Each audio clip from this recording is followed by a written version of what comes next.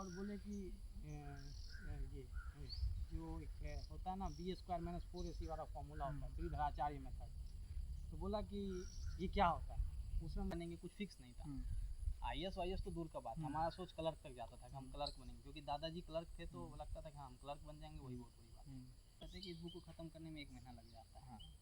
तो फिर मैंने बोला इसका मतलब आपकी तैयारी हुई ही नहीं, क्योंकि लक्ष्मीकांत को पढ़ने में 24 घंटे से ज़्यादा अगर लग रहे हैं आपको, इसका मतलब है आपने लक्ष्मीकांत पढ़ा ही नहीं 24। हेलो एवरीवन, आप सभी का स्वागत है मेरे यूट्यूब चैनल पे। तो आज से मैं एक इंटरव्यू बोल सकते हैं या पॉडकास्ट बोल सकते हैं वो स्टार्ट कर रहा हूँ। और ये जो इंटरव्यू रहेगा ये मेरे दोस्त हैं निर्मल जी, उनका इंटरव्यू है। उनके बारे में आप लोग जानते ही होंगे। उन्होंने यूपीएससी 2023 में 82वां रैंक लाया था। तो यहीं हम लोग खेलते थे, यहीं से हम लोग बड़े हुए हैं और यहीं हम लोग मैक्सिमम टाइम बिताते थे। और इनका ज़िंदगी जो है वो आप लोग के साथ शेयर कर रहा हूँ, जो आप लोग देखिएगा जो वो कैसे इस माहौल से निकले हैं और इंडिया के सबसे कठिन एग्ज़ाम बोल सकते हैं वो उत्तीर्ण किए। अभी वो त्रिपुरा में पोस्टेड हैं। तो चलिए उनसे बात करते हैं। निर्मल हैं, जो मैं इंट्रो में ही आप लोग को बता दिया हूँ। ये मेरे बचपन से as a friend, as a बड़े भाई हैं और मैक्सिमम टाइम मैं इनको अपना मेंटर मानता हूँ। और इनसे मैं पूछना चाहूँगा, जो आप शुरू में जो पढ़ाई लिखाई करते थे वो योग माया से आपका शुरू हुआ था मेरे साथ ही। तो आप बताइए, जो योग माया में आपको उतने मतलब बोल सकते पढ़ाई में उतने अच्छे नहीं थे और कैसे आपने मेहनत स्टार्ट किया वहाँ से? योग माया में जब मैं पढ़ता था उस समय मेरा क्लास में जो रैंक आता था वो 29-30 के राउंड आता था, 30 लोगों के बैच में। तो मेरा रोल नंबर हमेशा लास्ट रहता था। उस समय तो लगता था, लेकिन उतना नहीं सोचते थे, बच्चों में इतना दिमाग में खुल जाता है फर्स्ट आना है लास्ट आना है। तो ठीक है, चलता रहा। उसके बाद धीरे धीरे मैं चैनपुर गया। चैनपुर में क्या है कि कॉम्पिटिटिव माहौल था वहाँ पे। कॉम्पिटिटिव माहौल इस सेंस में था कि वहाँ पे थोड़ा एक कल्चर था उस समय, अभी तो पता नहीं क्या कल्चर है, लेकिन उस समय कल्चर होता था। सब लोग एक जगह बैठते थे, बुजुर्ग लोग, उसमें कोई भी मैथ का कोई भी क्वेश्चन पूछ दे रहा है, कोई भी जीके का क्वेश्चन पूछ दे रहा है, कुछ भी पूछ दे रहा है। तो वहाँ पे कॉम्पिटिटिव माहौल था, उसका थोड़ा फ़ायदा मिला। और दूसरा था, मैं जीजा जी भी थोड़ा मतलब अपने उनके क्या बोलते हैं क्लोज वॉच में रहोगे तो वही बात है कि एक प्रॉपर गार्जियन मिलना मुझे वही मिला। क्योंकि गांव में जब मैं यहाँ था, मेरे पापा मम्मी के पास इतना टाइम उतना नहीं होता था, वो लोग उतने वेल एजुकेटेड भी नहीं कहा जाए, उतना गार्जियनशिप नहीं मिल रहा था। लेकिन वहाँ जब मुझे क्लोज एक इन्वायरमेंट में वॉच किया जाने लगा तो धीरे धीरे एक कॉम्पिटिटिव एक माहौल है वो मिलने के बाद क्या हुआ कि वो अपने आप एक निखार आने लगा। 10th तक भी मैं उतना अच्छा नहीं था। मैं आपको अभी शेयर करता हूँ। 10th का बोर्ड एग्ज़ाम आने वाला था मार्च में, और जनवरी फरवरी के अराउंड जीजा जी मेरे को बुलाए और बोले कि ये जो एक होता है ना B² - 4AC वाला फॉर्मूला होता है त्रिधराचार्य मेथड। तो बोला कि ये क्या होता है, उसमें मुझे पता ही नहीं था। 2 महीना पहले मुझे मैथ का ये टर्म नहीं पता था। तो उस दिन मुझे बहुत वो डांटे। तो उसके बाद फिर मैं पढ़ना चालू किया, रोज़ सुबह फिर से वही 4 बजे सुबह उठ के पढ़ाई करना। तो ये करके फिर मैं 2 महीना 3 महीना में मेहनत करके फिर किसी तरह से फर्स्ट डिवीज़न चैनपुर में आया। तो चैनपुर में मेनली थोड़ा सा पढ़ाई के प्रति जो है झुकाव बढ़ा। बचपन में तो इतना नहीं था, बचपन में तो मैं बहुत ही ज़्यादा वीक था, हमेशा लास्ट रैंक का टाइप का ही था, खेलने में ज़्यादा लगा रहता था, तो ऐसा ही था शुरू में। अच्छा, आप खेलने का बात अभी उठा दी, ये बताइए, हम दोनों बहुत ज़्यादा खेला करते थे। आपका कमेंट्री सुनने के लिए मैं शायद इस मैच में नहीं भी खेल रहा था तो पूरा रुकता था, ये मुझे याद है। जैसे बलवाहट में आपका कमेंट्री कभी होता था, चैनपुर में होता था, तो मैं वहाँ सुनने जाया करता था। तो उससे आपके ज़िंदगी में कोई प्रभाव पड़ा है? अभी उससे कुछ इम्प्रूवमेंट हुआ है उस कमेंट्री या खेल से?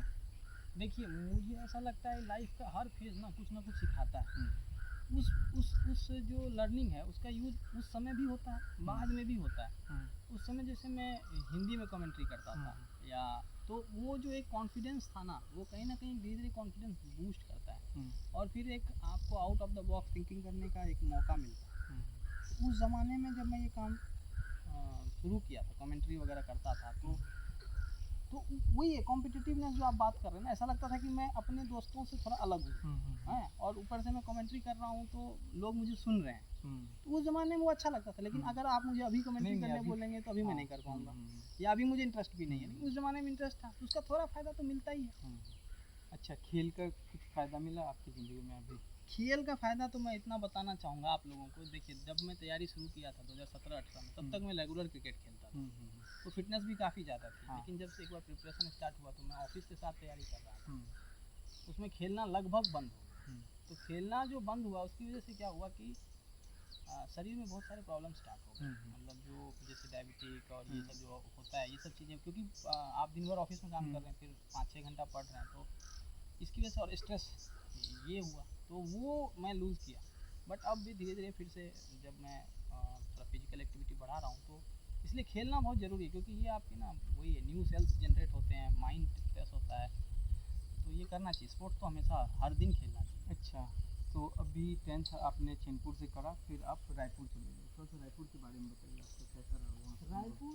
रायपुर में तो पहले तो एक एडमिशन हुआ, फिर 11-12 में रायपुर में मैं पूरी तरह से डेडिकेटेड हो गया था, रायपुर और उसके बाद इंजीनियरिंग में, कि अब मुझे लाइफ में पढ़ाई ही करना है। उससे पहले था कि मतलब क्या बनेंगे कुछ फिक्स नहीं था।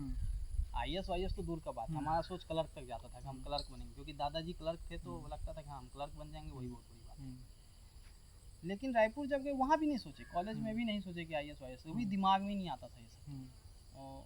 तो रायपुर में 11-12 में अच्छे से पढ़ाई की, 12th में अच्छा स्कोर किया, 90% से प्लस ही था 12th में। उसके बाद फिर वहाँ एडमिशन दी इंजीनियरिंग में। इंजीनियरिंग में तो मैं बहुत ही ज़बरदस्त पढ़ाई किया, मतलब जो असली होता है ना पढ़ाई, मैंने वहीं किया 4 साल। मतलब मैंने सिर्फ पढ़ाई नहीं किया, वहाँ पे मैं बहुत चीज़ किया। मतलब कॉलेज में सारे इवेंट में मैं हेड करता था, उसके अलावा बहुत सारी एक्टिविटीज़ में पार्टिसिपेट करता था मैं, उसका फ़ायदा काफ़ी मिला। और 2013 में ही मैं फिर सेलेक्ट हो गया गेट के through, Bhabha atomic research centre के इंटरव्यू क्लियर कर लिया था। तो ये जो 6 साल थे ना, मैं यही मानता हूँ, ये यूथ का जो एज होता है ना, इसमें तो क्योंकि यूथ के पास ना इनफाइनाइट एनर्जी होता है, वो तो कुछ भी तोड़ सकते हैं। तो अगर इस एनर्जी को कोई यूटिलाइज कर लेना 16 से लेकर 22 साल, 23 साल, 24 साल तक का, तो मुझे लगता है कि ये अपने लाइफ को एक अलग दिशा निर्देश देता है। मैं आजकल के यूथ को यही संदेश देना चाहूँगा कि जो अपना यूथ एज है ना, 16 to 24, 8 साल, ये आप अगर अच्छे से यूटिलाइज कर लें, उसके बाद जीवन में आप जो करना चाहें आगे कर सकते हैं। लेकिन हम लोग क्या कर रहे हैं कि इस एज में हम लोग थोड़ा भटक रहे हैं, और भटकने की वजह से हम लोग क्या है कि क्योंकि आपका समय निकल गया, बाद में आप रियलाइज होता है बाद में, लेकिन अच्छा, आप जब भी आप पढ़ाई करते थे तभी आपको ये बेनिफिट मिला था, तभी इतना मोबाइल का युग नहीं था, शुरू ही हो रहा था? नहीं, 2000 उस समय नहीं था, उस समय इतना, उस समय तो हम लोग लाइब्रेरी में पढ़ा करते थे, लाइब्रेरी में बुक्स वगैरह लेके पढ़ा करते थे, उस समय इतना नहीं था। लेकिन धीरे धीरे फिर जैसे यूपीएससी की तैयारी के दौरान ऐसा हुआ कि फिर मोबाइल और इंटरनेट का काफ़ी फायदा हुआ। खैर यूपीएससी मैंने काफ़ी लेट तैयारी शुरू की थी, तब तक तो बोल सकते इंटरनेट रिवॉल्यूशन आ चुका था। अच्छा, आप ये बताइए, जब आप जॉब कर रहे थे भारत में, तो आपका पढ़ाई का शेड्यूल क्या था और आपका जॉब का टाइमिंग क्या था? थोड़ा सा हमारे दर्शकों को इससे मिलता है। देखिए, इसमें क्या था कि मैं फुल टाइम जॉब में था, मैंने लीव भी बहुत ज़्यादा नहीं लिया था। मैं बस मेंस के पहले 30-40 डेज़ का लीव लेता था, लेकिन मेरा रूटीन जो है ना वो बहुत स्ट्रिक्ट होता था। मतलब इवन इन नॉर्मल डेज भी मैं पढ़ाई करता था, और मैं ज़्यादा छुट्टी पे कहीं गाँव भी नहीं जाता था अपने, या कोई पार्टी कोई क्लब नहीं, क्योंकि अगर वही बात है, अगर आपका दिमाग में एक बार घुस गया ना करना है, फिर आपको बाकी चीज़ें तो छोड़नी पड़ेगी ना, क्योंकि ये एग्ज़ाम इतना बड़ा है कि इसमें वही बात है, जितना बड़ा यज्ञ होगा तपस्या उतनी बड़ी करनी होगी। तो उसमें ये था कि मैं रोज़ सुबह ऐसे 4, 4:30, 5 में उठ जाता था, और सुबह 2 घंटे पढ़ता था, फिर दिन भर ऑफिस, शाम को फिर 5 बजे आके फिर 5, 5:30 बजे पढ़ने बैठ जाता था। तो मेरा पर डे का टारगेट होता था 5 घंटे लगभग पढ़ लेना, 5 से 6 घंटे। और सैटरडे संडे मेरा ऑफ होता था, तो उसमें मेरा टारगेट होता था 15 आवर्स पढ़ने का। तो मेरा वीकली टारगेट होता था 50 घंटे लगभग पूरे करने, 50-60 घंटे, ये मेरा नॉर्मल डेज में होता था। लेकिन जब प्रिपरेशन टाइम में होता था तो मैं एक एक्सेल शीट मेंटेन करता था। अच्छा। हर दिन का लिखता था, जैसे आज मान लीजिए फलाना तारीख मंडे, फर्स्ट फोरनून सेशन में मैं 2 घंटे पढ़ाऊँ, आफ्टरनून सेशन में 4 घंटे पढ़ाऊँ, हर वीक का मेंटेन करता था। इससे क्या होता है कि आपको मोटिवेशन रहता है कि हम पिछले वीक में 50 किए हैं, तो इस बार 51 कर लें या 52 कर लें, 50-70 तो नहीं कर सकते, इतना लीवे नहीं होता है। और जब एग्ज़ाम टाइम होता था जिसमें मैं लीव लेता था, उस समय मैंने मैक्सिमम मेरा एक वीक में 107 आवर्स का पढ़ाई किया, मैक्सिमम 107 आवर्स तक मैंने पढ़ाई की एक वीक में। तो दोस्तों मैं आप लोग को एक बात और शेयर करना चाहता हूँ। ये कभी कभी मेरे पास मतलब मैं दिल्ली में रहा करता था, तो ये आते थे इंटरव्यू के लिए। तो मैं काम करता था, तो वर्क फ्रॉम होम ही था तभी। तो ये आते थे और इनको इतना मतलब पढ़ाई के प्रति रुचि था, जो ये मेरे साथ मतलब हम दोनों ज़्यादा बात करते थे। तो ये एक लाइब्रेरी शिफ्ट हो गए थे, और सोचिए तभी ये 8 बजे सुबह सुबह 7:30-8 के बीच में निकलते थे, और खाना भी उधर ही खाते थे, और ये करीब 9 बजे रात में आते थे। और इनको लगता था तभी भी पढ़ाई कम पड़ रहा है, तो ये रात में भी पढ़ाई करते थे। तो ये तो मैं मानता हूँ आपका। और ये बताइए, जो आपका शेड्यूल क्या होता था पढ़ाई का, मतलब मॉर्निंग जगने से रात तक, जब आप जॉब के टाइम में पढ़ाई करते थे? सुबह जैसे 4 साढ़े 4 में उठ गए, फिर सुबह 6:30 7 तक पढ़ाई किए। 7 बजे फिर तैयार होना स्टार्ट किए, 7:30 में ऑफिस के लिए निकलते थे। ऑफिस दूर होता था घर से, आधे घंटे से ज़्यादा लगता था बाइक से जाने में। 8 8 सवा 8 तक ऑफिस पहुंच जाते थे। फिर दिन भर ऑफिस में काम किया, शाम को वही ऑफिस से निकल गए 4:45 में, और घर पहुंच गए 5 सवा 5 तक। फिर 5:15 में वहाँ एक लाइब्रेरी ज्वाइन कर लिया था।